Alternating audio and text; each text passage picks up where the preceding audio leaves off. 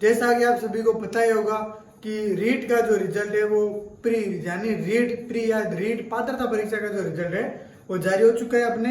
अब बात आती है कि भाई रीट मेन एग्जाम होने वाला है, तो रीट मेन एग्जाम के लिए आपको क्या पढ़ना है, क्या रीट का सिलेबस है मेन एग्जाम का।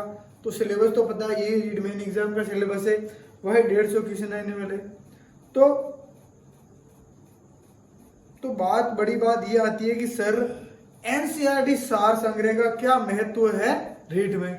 तो अगर रीट मेन एग्जाम की बात करूं मैं, तो रीट मेन एग्जाम में जो आपकी एनसीईआरटी सार संग्रह रहेगा वो आपको रामबाण साबित होने वाली है। जी हाँ, कक्षा 6 से जो कक्षा 10 का एनसीईआरटी सार संग्रह है जो बहुत कम पढ़ाया जाता है और बहुत ही महत्वपूर्ण होता है, क्योंकि ये छोटे छोटे इसके टॉपिक बनते हैं, छोटे छोटे इनका सार संग्रह होता है। लेकिन रीट के जो भी विद्यार्थी है वो ध्यान दे, एक बार ज्यादा से ज्यादा जुड़े।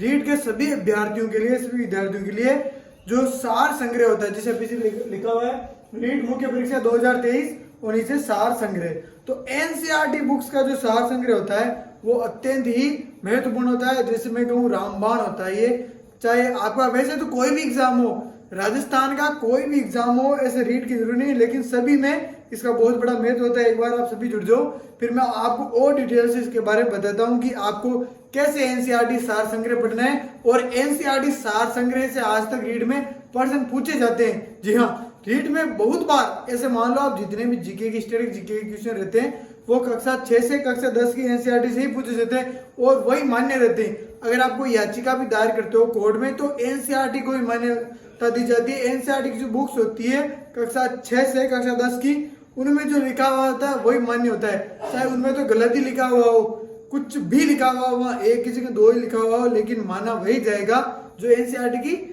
सार में हो या एनसीईआरटी की बुक्स में हो, राजस्थान अध्ययन की बुक्स में हो। जी हाँ, राजस्थान अध्ययन की जितनी बुक्स है कक्षा 6 से 10 तक की, उन बुक्स में जो लिखा हुआ होता है वही मान्य होता है और वही आपको पढ़ना चाहिए। ये मैं बात आपको बताना चाहता हूं।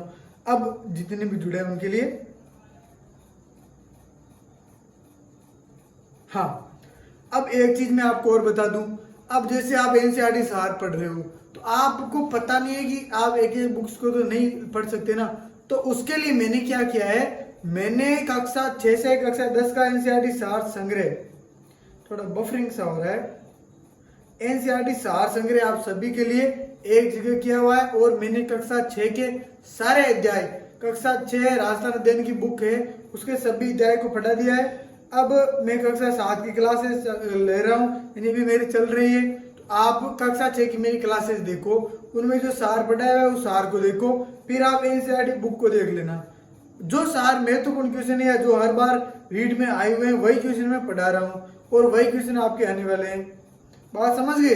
क्लियर है? और यही आगे जाके होने वाला है। अब जो 2000 जनवरी में आपकी एग्जाम होने वाली है रीट मेन परीक्षा की, उसमें भी आप जाओगे वहां एग्जाम दोगे ना, फिर आओगे तो आप यही बोलोगे देख लेना मेरी गारंटी है सारे के सारे क्वेश्चन एनसीईआरटी सार से पढ़ने वाले हैं, क्योंकि एनसीईआरटी सार बहुत महत्वपूर्ण है। एक बार आपने सब कुछ पढ़ लिया उसके बाद या सब कुछ नहीं भी पढ़ा तो भी एनसीईआरटी सार तो आप जरूर पढ़ के जाना, है ना। एनसीईआरटी सार तो जरूर ही पढ़ के जाना, ये बहुत ही डेडली इंपॉर्टेंट है एनसीईआरटी सार रीट के लिए, सीईटी के लिए, सभी एग्जाम्स के लिए, लेकिन रीट मुख्य परीक्षा जो भी आगामी है उसके लिए तो बहुत महत्वपूर्ण है। तो जो भी क्लासेज हो ना वो क्लासेज मिस मत किया करो। मैं तो एक बात कहूंगा, एनसीईआरटी सार संग्रह आप कहीं से पढ़ो, मैथ से पढ़ो, कहीं से पढ़ो, एनसीईआरटी सार संग्रह जरूर पढ़ना बच्चों, है ना। और आपकी कोई भी क्वेरी हो किसी भी एग्जाम से रिलेटेड, राजस्थान के रीट या कोई भी एग्जाम हो, क्वेरी आप पूछ सकते हो। मैं एक चीज और बता दूं आपको, मैंने आपको बताया नहीं कि रीट में पास कितने में बच्चे। रीट परिणाम विश्लेषण के बारे में बता दूं, रीट लेवल फर्स्ट में 3,20,014 बच्चे प्रविष्ट हुए, यानी एग्जाम दिया, उनमें से 2,03,609 पात्र हुए, यानी 63.63% रहा है परिणाम। रीट लेवल फर्स्ट का 3,20,014 बच्चे प्रविष्ट हुए, उनमें से 2,30,9 बच्चे पास हुए। अब रीट लेवल सेकंड में क्या हुआ, 11,55,904 बच्चों ने एग्जाम दिया, उनमें से 6,03,228 बच्चे पात्र हुए और 52.19% रिजल्ट रहा। ये है रीट परिणाम का विश्लेषण। क्लियर हो गया? ये जो था आपका विश्लेषण, समझ गए? चलो और कोई आपकी कोई भी क्वेरी हो, देखो क्लासेस रीड की सारे लिया करो।